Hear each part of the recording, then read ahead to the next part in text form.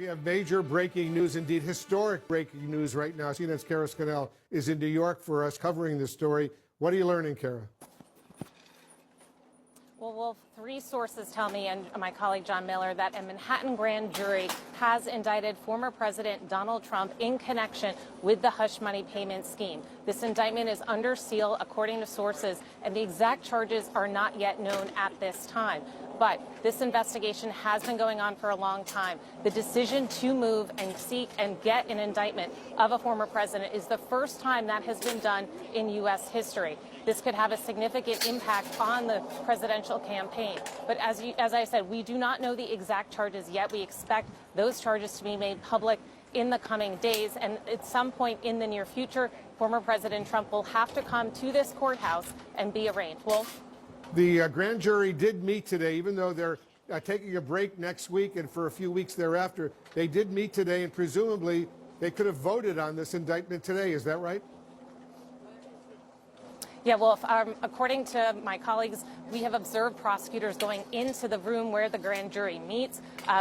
They were meeting today. We were told it was not scheduled to hear any testimony on the Trump investigation, but they have been working diligently since January, hearing witness testimony, and it was up to prosecutors to decide if they were going to move forward an indictment and when to ask that grand jury to vote. It appears they went in and asked them to vote today, and that they were in there late this afternoon. This grand jury meets until 5 p.m. It appears as though this vote came down just in the past couple of minutes within the last hour, Wolf. Very dramatic development indeed. First time, as you say, in American history that a former president of the United States has been formally indicted in a criminal investigation. Let's go to our senior legal affairs correspondent, Paula Reed, who's also following these developments. What else are you learning, Paula? Wolf, I'm actually texting with one of the former president's attorneys right now. As of several minutes ago, they had not been told by prosecutors about this indictment, but we're talking about conduct that occurred about 7 years ago. This has been under investigation for approximately 5 years, but in recent months, this investigation has heated up once again. We've seen a parade of high-profile witnesses, close associates of the former president, going before the grand jury to testify, and there was anticipation that this investigation was finally coming to an end. And as Kara and John just reported, appears the grand jury has voted to indict.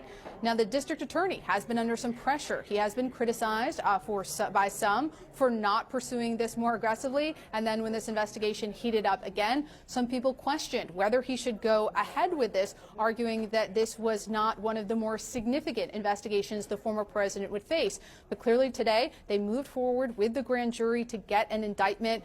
As it has been explained to us by the DA's office, what will happen next is that is expected to be filed under seal, and then they will have to negotiate a self-surrender from the former president. Now, we've been told by his legal team that he is expected to fully cooperate, and the last time we spoke to them, it appeared that the former president absolutely wanted to appear in person and fully participate in the process of being fingerprinted, photographed, going before a judge as any other citizen would. The former president appears to believe that this is an advantageous thing for him politically. So it'll be interesting to see what the terms of this self-surrender are.